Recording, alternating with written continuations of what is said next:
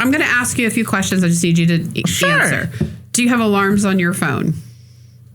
I have the alarm app. But you only use it for one thing. But I do not set alarms. Do you use a...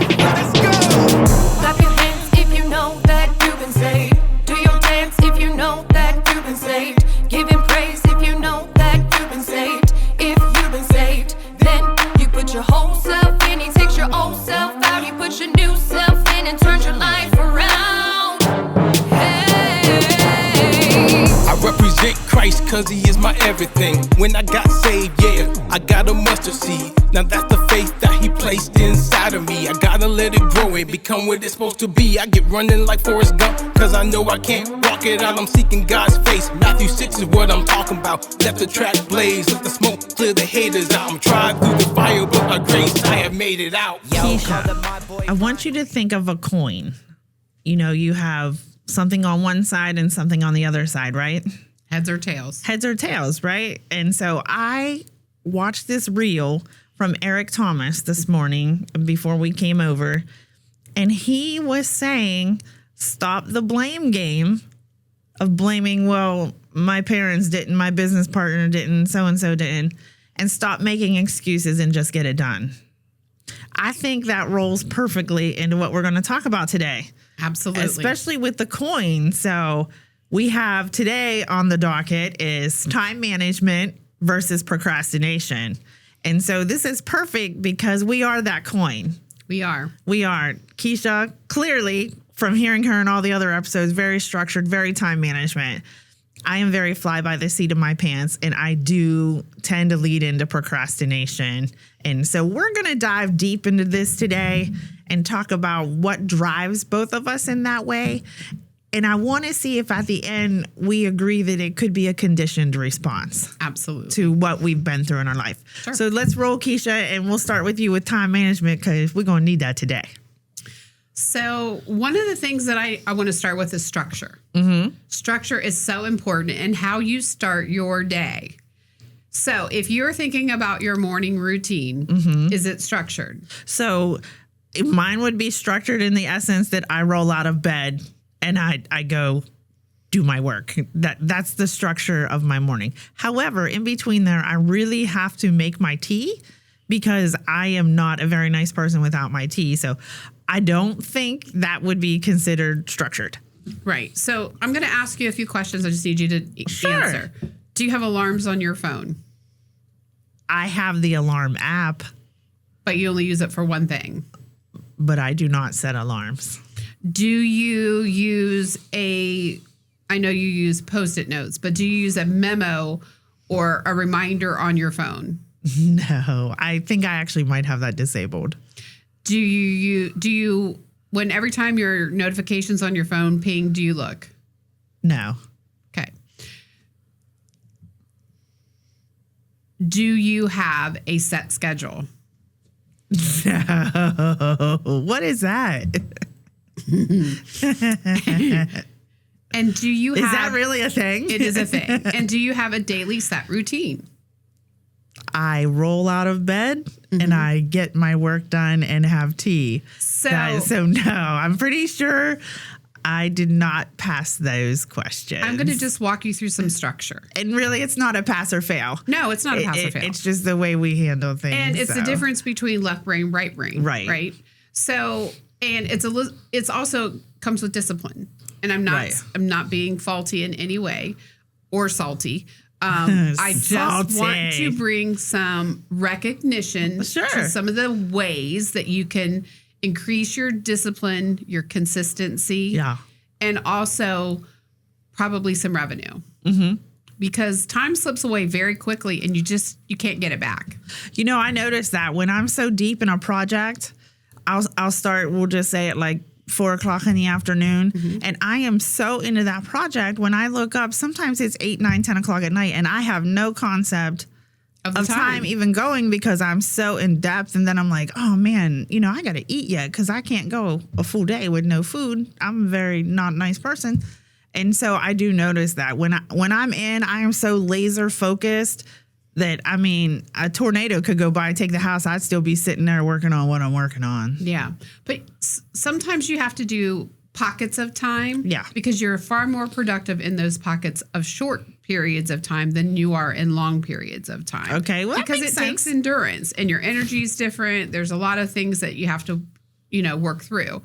So I'm just going to walk through some quick things and some people may do those things. Some people have never probably heard of those things. But I am going to show you a quick visual real quick. Oop. Sorry about that. Let me get to my clock. I might be a little OCD, and that's okay. It's for me. It's not for everyone. But I am going to show you, if I can find my clock, one of the things. So I'm actually down to only 4. Okay, alarms. So you have alarms for various things that you're doing throughout the day. Throughout the day, but I'm also going to tell you what they're for. Okay. So I start my day usually around 4:45 a.m. I do prayer. Central time. Okay. Prayer, intention, and focus. And that is my time to get my mind wrapped around what I'm going to do for the day. Okay, so you are starting your day God-led. Yes. Okay. Not everybody does that. Right. It's for some people and not for others. It's discipline. By 7 o'clock, I have already done 2 telephone calls with 2 coaching clients. That early in the morning? Yes. By 11 o'clock, I've already manifested money. I've done my banking. And I have also rearranged my schedule for the rest of the week. Really? By 11:11. 11 o'clock in the morning. By 11:11. So now, have you eaten at all during this time? Oh yeah, I've structured some food and stuff in there, but that also doesn't mean I have done a lot of other things before 11. Sure. The hardest part for me is from 7 to 8 is getting out the door. Yeah. It takes me a lot of time to get out the door. I have a dog. She has to be walked. I got to beautify because you go into an office. Quick and easy, looking good, feeling great, dress for success. Right. Pack up my bag. I try to I'm conscious about taking my lunch and some snacks. Yeah. So I'm not eating out because I don't like that kind of, that's not something I do on the regular. Sure. And I like to have good nutrition to get me through the day. And then because I work from my home from 4 o'clock in the morning till about 8, from 8 to 8:30, I'm getting myself together in the car, out of the car, get to work by 9, work 9 to 6. So I get a half an hour drive home, take a breath, start on my dog. And then usually I'm on a 7 o'clock Zoom every night of the week. Okay. And then I work from 7 to, do my Zoom. And then from 8 to almost 11, work the rest of my business. And then start over at 4:45. So that's my structure. So is tea considered good nutrition? I drink a lot of water. I'm just putting it out there. Yeah. So for me, and I only drink water. Right. I don't drink sodas and all that stuff. So,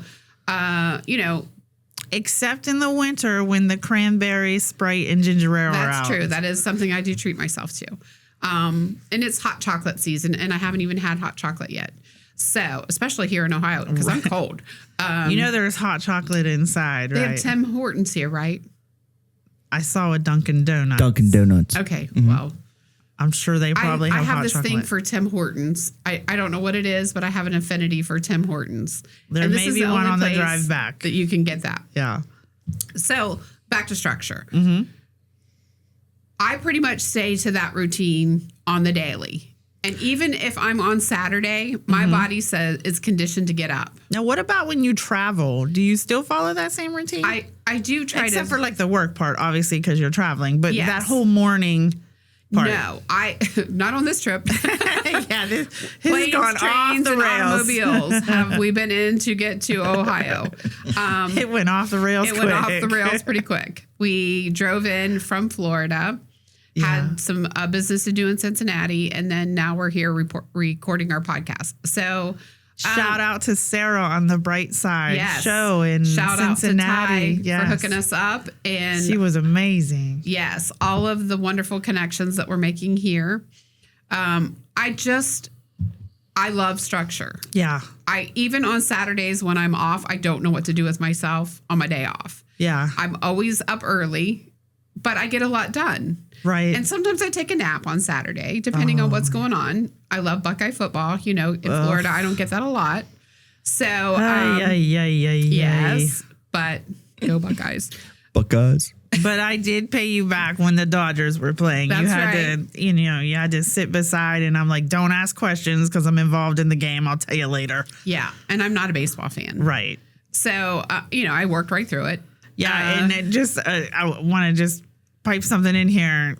Keisha has an emotional support dog. That's right. Pepper, who is a wonderful dog. That dog was so stressed out during the World Series because I was so anxious, and I'm not usually that way, but I really wanted the Dodgers to win back-to-back. That the dog, a half hour before the game even started, she was already in position on the couch waiting for me to get there. Yes. And probably by the fourth inning every time. Sitting on top of her. She was sitting on top of me like, yo, you need to calm yourself down, chick, because this is hard work for me. Yes, and she was exhausted. And then when the game's over, she walked back to where Keisha was, and I was like, oh, she's like, I got to get on up out of here. To bed. So it was funny. We took a lot of pictures of Pepper's emotional stress during the Dodgers World Series run. She's so structured as well. Yeah, she's very structured. She's definitely your dog. Definitely your dog. We're I very threw her routine off, oriented. But I just want to mention a few things that I think that can help people with their daily routine. I'm not saying what's right for me is right for you, but I'm saying that if you change this up a little bit, there's some opportunities to get more productive in your day. Let's start with a few things. Sure. I don't care. I do care. I would love for people to get up in the morning and pray because they woke up. Sure. Because the first thing give that thanks. Give is gratitude. And I am so thankful. I'm very blessed. I'm thankful. And I live in gratitude every day. That's a non-negotiable for me. Also, I think that when you wake yourself up and you are thankful, whether you're doing affirmations, whether you're reading your Bible verse, or whatever it is that you use to motivate you in the morning, whether it's something positive, a podcast, a book, affirmations, whatever, I think that it sets the tone for your day. And a lot of times I use music. I use worship music for that because it also helps set the tone for the day. It could be a reel. We send each other 20 reels a day. Oh, yeah. And so... up in the messages. Yeah. Can't keep up with our DMs. And by the time, I'm not a scroller in the morning. I don't look at my inbox. I don't do any of those things. I focus on my business, focus on what I have to achieve for the day, and I set my expectation for the day. I do stand in front of my mirror and do mirror work. Unlike most people, I do talk to myself in the mirror every day. I am my own hype girl. Right. I high five myself, and I try to talk myself into being super positive, helping people get through conflict successfully with no judgment. That is so important to conflict resolution. Absolutely. They need to start teaching that again. Yeah. 90% of my day is problem solving. So, and helping people get to what they need. I work in the service industry. So, that is something that I take very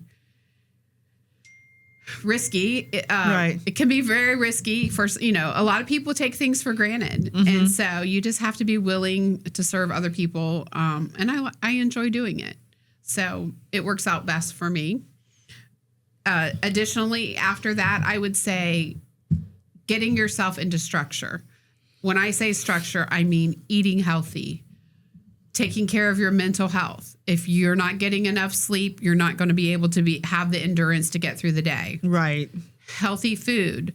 You can't eat junk food and feel great.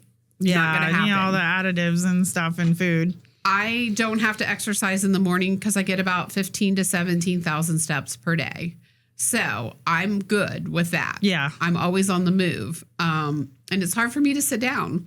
So, Yeah. That's the difference. So, Keisha, if you sit all day and I move all day. Yeah, we have very different day jobs, very, very different day jobs. Back to the first thing you do in the morning. Mm-hmm. If someone wanted to start out in the Bible, regardless of where they are in their faith, what book of the Bible would you send them to and why? Ephesians. Why would you send them to Ephesians? I feel like they need some love. They need some love. You feel it's going to come from... Is it because the armor of God, yes. Ephesians 6? Yes. Is put on the full armor of God? Absolutely. Yeah. You knew where I was going with that. I knew. I was wondering if you were going to do Ephesians or Esther. Well, because you like both I love E's. Esther. Yeah. And I also love Ruth. So, I do. Not too many people recommend that book. Right. Ruth, but it's a great journey of growth. It's a growth. And being rooted in who you are, knowing who you are as a woman. And that is so important. And she, Ruth also is, God grew her out of what she only saw herself out. And we're talking about. And the same for Esther. Exactly. Exactly the same for Esther. When she had to hide her identity of who she truly was because she would not have made it. And, she got to be queen. And I feel like I'm in my Esther era. And you're made for such a time as this. You are made for such a time as this. And I have always felt that I was made for more. Ty, can you look up what verse that is in Esther? It's where Mordecai is telling her, if you do not save your people... Yes. Someone else will be called to do it, and you were born for such a time as this. Mm-hmm. So a lot of that is paraphrased on all the things we see. Right. Because it doesn't say exactly those words. But I was definitely made for more, and I have that written all over my mirror. Right. I believe that. Just as I believe that I can do anything that I put my mind to, and if I want something, I can work hard enough to get it. So I'm just curious, comes with discipline Keisha, and energy. What Bible do you use? Do you use a specific Bible? I have two that I use. Okay. I use the John Maxwell Bible because I love the Leadership Bible. The Leadership Bible. Okay. I tear that Great thing Bible. up. And then I use the NIV. The NIV. Mm-hmm. Yeah, I think it's important about the translations. Yes. Because a lot of people, we see this a lot when people write their books and they quote scripture. They use the King James Version. But it doesn't apply to our generation. Right. And we come back and have discussions with them. If you're trying to reach all generations, then, obviously the NIV is the most popular translation. Mm-hmm. There are a lot of them out there, but a lot of what you see footnoted in books is the NIV translation. Sure. And, it's a great translation. It just spans the ages, right? Yeah. All ages understand the NIV. So I think that's important, especially in writing. You got to know which version to use because, there's so many out there. So we just tell people to stick to the NIV. Do you have that? You have that verse? Yeah. You're pretty sure you're right. Esther 4:14. 4:14. Mm-hmm. It says where Mordecai says to Queen Esther, and who knows but that you have come to your royal position for such a time as this. For such a time as this. It's an amazing story. I read a little bit about it. Yes. Yeah, it is really, if you are looking for empowerment in the Bible stories. Esther. Yeah, that's it. Esther She's is an the one. Woman. Esther is the one. That's a big empowerment. Well, I can see all the structure and how that would work. I am the exact opposite side of the coin. Well, wait a minute. I want to go back to you got more? One more point. Consistency. Consistency. The C Let me word. tell you what consistency brings you. Okay. Lay it on us, Keisha. Yeah. And this is what people miss. Your routine will get you in places that other people don't even show up on time. Right. Consistency whether it's lead generation in your business, whether it's follow-up in your business, whether it's making 30 phone calls a day or 100 phone calls a day. Right. All of those things are so important to your business and your life. Because if you're not making sales, you're not paying your light bill. If you're not calling people and following up, you're not paying for your cable bill. Right. If you're not sending emails, having an offer, and generating sales in your business, you're not paying your rent. And you have to be doing lead generation, money-making activity every single day. And if you're not doing any of those things, the next day you have to multiply it by what you didn't do the day that you didn't work. Then you're really stressed out. And then by the end of the week, you probably won't reach your goal if you're not even consistent enough to do it every single day.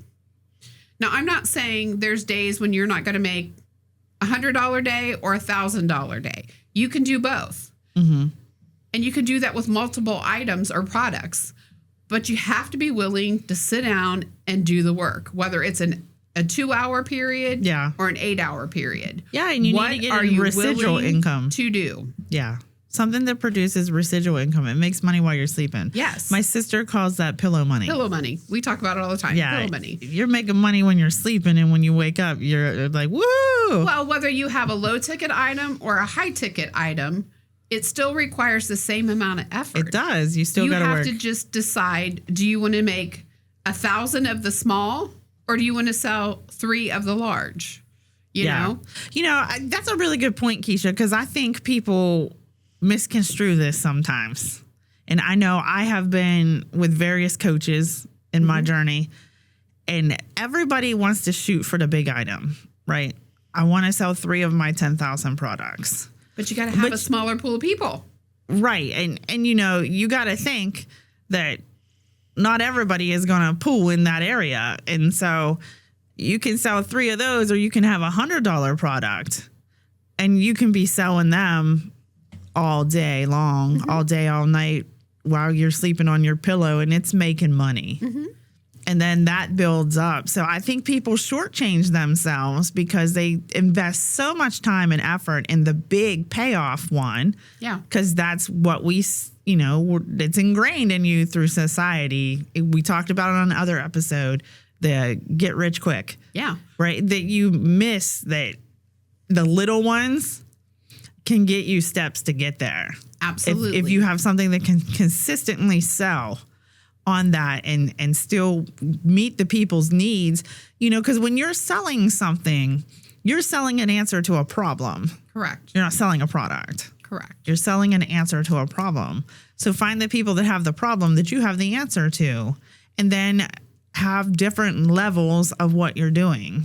So one of the things I want to circle back for is about what problems do I solve? Right. Okay. This is a big thing. Like we learned this from Ray Higdon. Yes. As an accountability coach, these are the people that I help.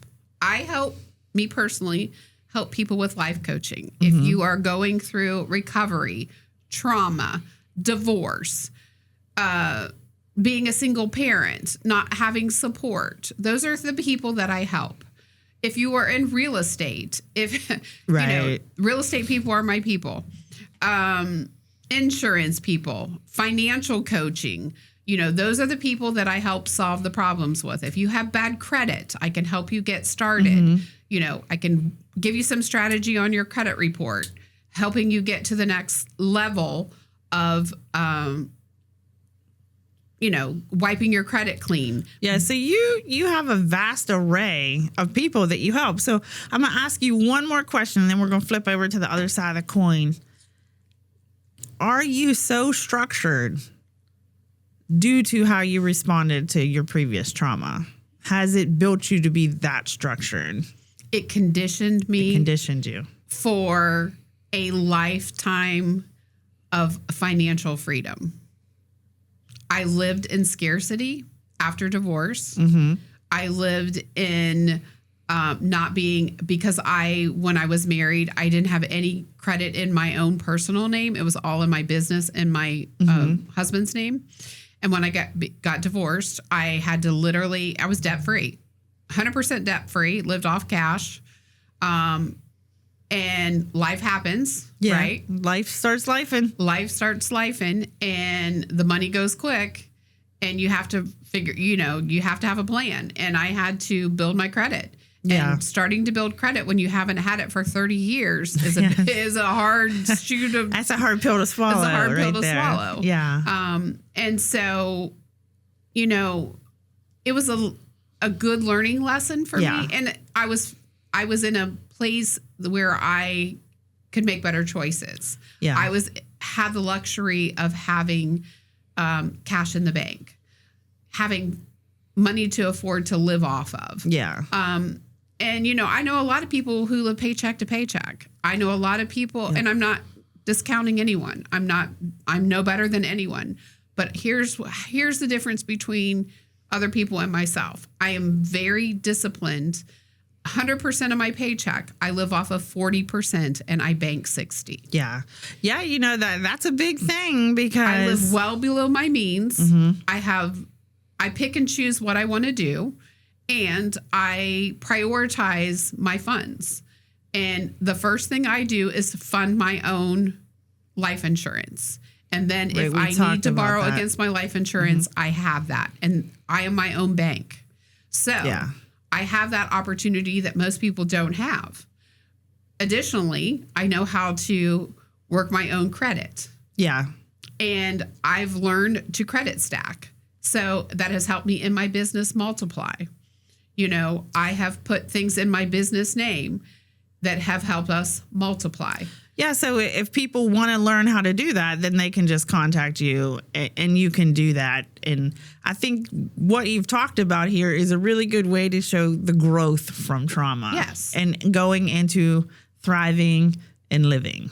Yes. And I'm living my best life. Yeah. Doing Truly. it in a way that is not a vice grip on your trauma response. So I think that's great. And that just comes with growth and discipline. Right. But between growth and discipline is consistency. Yeah. Every single day. That's the part people miss. Which is duplicatable and also not only duplicatable, but also growing in your personal development, your wealth. Right. You have to invest in yourself. Absolutely. You have to invest in yourself. You have to be able to repeat the process. Absolutely. So there's a lot of repetition in that.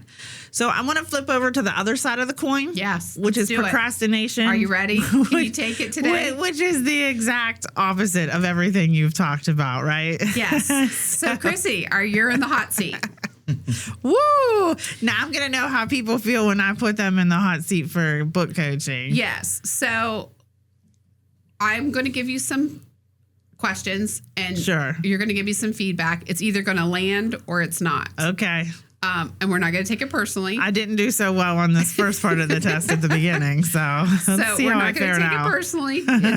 They're just questions, and I think this will give perspective to a lot of people. Yeah. Right. What is the benefit of living in procrastination? Well, quite honestly, I don't feel there is a benefit to living in procrastination. I don't think it benefits you at all. It's actually really stressful, but it's a conditioned response. Okay. And as you were conditioned, why do you think you do your best work at the last minute? I have asked myself this question so many times, and I'm still searching for the full answer, but I think it is just my brain fires on a whole different frequency the tighter that deadline gets. And I think, again, conditioning, I have conditioned myself over all the years that I know the tighter the schedule and deadline, the better my work will be, only because I've conditioned my brain to think that way. So I mean, and this was the same in college when I had to write papers. We could have 2 months and I wrote them 36 hours ahead of the assignment. Sometimes it was 8 hours and they're like, oh, you spent all this time. And I'm like, nah, I just did that like 4 hours ago. But I know about myself that I can produce to that level. Is it healthy? No, it is not. again, I want to really stress here, listen to how many times I say the word conditioned. Yes. But conditioned is a mindset. It is a mindset. It's a mindset issue. And it is repetitive. Yeah, just like you have a structured pattern for how you handle time management, procrastinators do have structure to their procrastination. Absolutely, I am agreeing. But it's the wrong kind of structure, right? And it's the wrong thing to have structure in. And it puts you through so much stress. And that's the piece that I want you to get out of. Yeah, well, you have to think. And you stress me out in it. Well, I know. It stresses everybody out. And I'm like, yeah, I got this. We're good. I got this. Like, we can have 20 minutes. I'm like, I need 11 and a half. And we're good. And then we're going to have to run to the store and print all this stuff. So that's where we need the other 8 minutes, 7-8 minutes. But, I know that about myself. And that started actually at an early age. But here's the key. It's a trauma response. It is. It's a trauma response that was never, ever dealt with when you're going through the trauma. I healed the trauma, the root of the trauma. I addressed, I got past all that, but I never broke the conditioned habit of procrastination. Because you have to think, some people do procrastination because it keeps them in the limelight. It's comfortable. And it's a comfort zone. But there's also that limelight side. People know you can come through at the end and you're the last man standing, right? When you watch all that, I'm the last man standing. Sometimes that when it comes to procrastination, that's not a badge of honor. Right. You're right. Because what you don't understand, and even yourself when you're doing it, is how much extra stress you put on yourself. Because if you don't perform, it's on you. You are going to be the scapegoat because they know you can perform. Yes. In that way. But you may be having an off day. You may be sick. Multiple things go into that. When I'm sick, I don't want anything to do with anybody. Yeah. I just want to lay in my bed and just do nothing until I feel better. And a lot of times your additional stress that you put on yourself for procrastination But you're right there. Keeps you very unhealthy. Somewhere mentally, emotionally, spiritually, physically, financially, there is going to be unhealthiness. Absolutely. It is the nature of the beast that is procrastination. And so I've really started to looking at it. It's a wheel. It's the hamster wheel. And you don't ever jump off to get a touch of water, because when you do, you're going to be like, you know what? It's kind of nice out here outside of that wheel. And so I've really been... Vicious cycle. It's a vicious cycle. And, eat you up. As you know, I had a very prolonged illness this year. That's right. And it really threw me off because I couldn't even work on projects. I was so sick. And, that is added stress when you're a procrastinator, because you have already got away. Delayed. Your cushion of time that you've built in for yourself is gone. And we lost a deal because I physically could not do anything. I just couldn't. I was so sick, and that was on me. And and then you run the whole self-blame. Everything takes a hit because you are so conditioned in that comfort zone. And for me, being a recovering overachiever, and also a workaholic. I am working all the time. Like, I have a day job, and then, sometimes I go till 2 or 3 in the morning working on projects because they just lend that way. And I have found that our schedule sometimes only permits us to work during that period of time. And when we have to be everybody's high functioning during that time, no matter what, because we're obligated. And when everyone's in bed and asleep, I'm at my optimum. And I'm not. I am just rolling, like, peace out, have a good night's rest. I'm going to hit the keyboard. I'm a keyboard warrior for my project.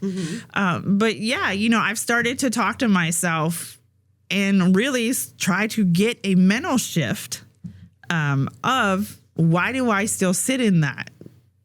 Well, it's one, I know I can perform in that. You know what I mean? I know I can do that. But now I've really started to look at the other sides of things, like, but what is it doing to you in every other area because we only focus on that, but we don't see, obviously, what it does. But it is costing you. It is costing, there's that mental strain. It's stealing You from have you. a lot of mental strain. And just like I say, trauma steals from you. Well, procrastination is a trauma response. So it's going to steal from you because here's what happens. But it's stealing from you greater over time. It is because you, as a procrastinator, you have that cushion that you talk about, and then you have backed yourself into a corner where you have to do this. And you know what always happens when you're on that? There's always something you want to go do with somebody. And then you have to sacrifice. And you have to sacrifice what you could be out enjoying because you just put everything off till the end. And now you have to bring it because you can't get that reputation where you cannot deliver. Correct. If it's 11:59 at 11:58, you're putting the hurt on and getting it ready. So, I really started to change my mind and look at it like it's a trauma response. Yeah. And that's the biggest thing because, I'm big on trauma awareness. And so it's a work in progress. And as we're all a work in progress. Right. I've really started to make a timeline where I am heavier on the work at the beginning of the timeline. And then the end is, I need recovery time, which is a lot I don't give myself in procrastination. There is no recovery time. That's for certain. I want to just bring up a couple suggestions. Sure. That we can both work together and help each other with those things. Because I know my structure is not for you and what you do is not for me. Right. Yeah. You're way too structured for me. Good balance, right? Yeah.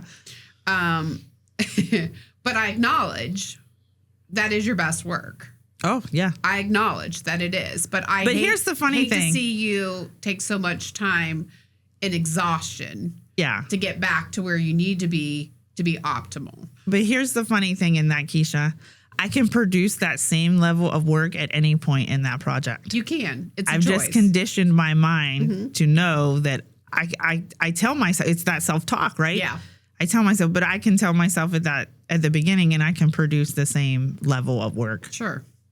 Well, I invite you to put some structure in your life. Yes. I invite you to put some alarms. I'm going to start with an alarm and, the morning routine. Now, if I was going to suggest a book in the Bible, it would be the book of John. Yes. I find that to be just the perfect place. No, that's Matthew. That's Matthew. John is his account of being with Jesus. Okay. And, I thought for me, I call it the book of hope. The book of hope. The book of hope, because he goes so deep in that. So I think what we've shown here today is structure. Both sides of the coin. Both sides of the coin. And really, as I said, my procrastination was a traumatic response. And those are things that people don't look at. Like, you have positive responses to the trauma because you work through that in growth.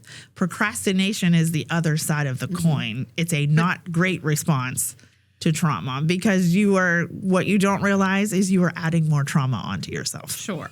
But there is hope. There's always hope. There is structure that you can get out of. And there are things that you have to be willing to do. And those small little changes can make a difference in your life, your clarity, and also your income. Sure. If you want to thrive, why are you going to procrastinate to thrive, right? Right. Living well is living well in all areas of your life. And so, a lot of people know me. They know that I have those types of patterns. But, patterns were made to be changed. Absolutely. Patterns were and made you've and grown start small, instrumentally over a long period of time. I think you're just in a season. Yeah, it's a season. That's good. That's shifting. We know it's shifting. Yeah. We already know it's shifting. I have to combat my go big or go home personality because that's a personality I have, and start with the smaller steps to get there, and then just not stress out about the time it's taking me to get there. And a lot of that, as we talked about before, is I'm a 50-60%er. And so that's a lot of how I have really merged those two things together in my mind, and they are two separate things. Yeah. But I invite you to take smaller bites. Yeah. And be more productive. I can enjoy the cake longer if I take can. smaller bites, because we all know I'm a cake person. You're going to eat the cake no matter what. I'm going to have that whole cake. So we're going to have the cake, and we're going to celebrate it out. I'm going to have my cake and eat it too. So now you see there's different ways that you can do this. And if you are a procrastinator, we are not forming the Procrastinators Unite Club. That is something we all need to grow out of and just get a little structure into our life. And like Keisha said, start with one alarm. One alarm in the morning. I'm going to go back. Plan your day. Right. Plan the day. I'm going to go back to waking day. up in the Bible. Now, I do sleep with my Bible playing. So I do that whole osmosis thing. But yeah, so let's not procrastinate by not subscribing to our channel, because you never know what's going to happen on these podcasts that we're doing. So hit the subscribe button. Show us some love, like and share. And here's the thing, comment on, are you a time management person? Are you a procrastinator? And what is moving you to each side of that? So stick around and we'll see you next time, and stay uncharted. Peace. See you then. That went great. Hey, this is Keisha. It's important that you leave your comments because we'd love to know about it. We'd also like for you to subscribe, like, share, and tag. See you next time.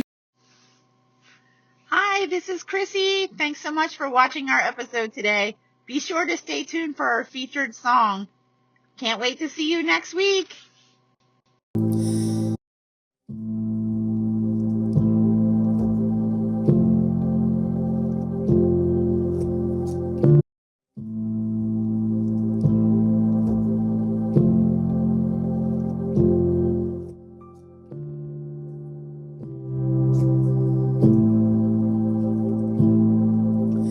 Gasping for breath, can't leave my bed. I'm in a mess inside my head. My heart is racing, my mind is spacing. Hunger for less chaos, dread. Drowning and drenched, I feel entrenched deep from within my struggle, kicking to the surface. I wanna feel the purpose in my struggle. Brick after brick, tumbling down, help me to clear this rubble. Drowning and drenched, I feel entrenched deep from within my struggle.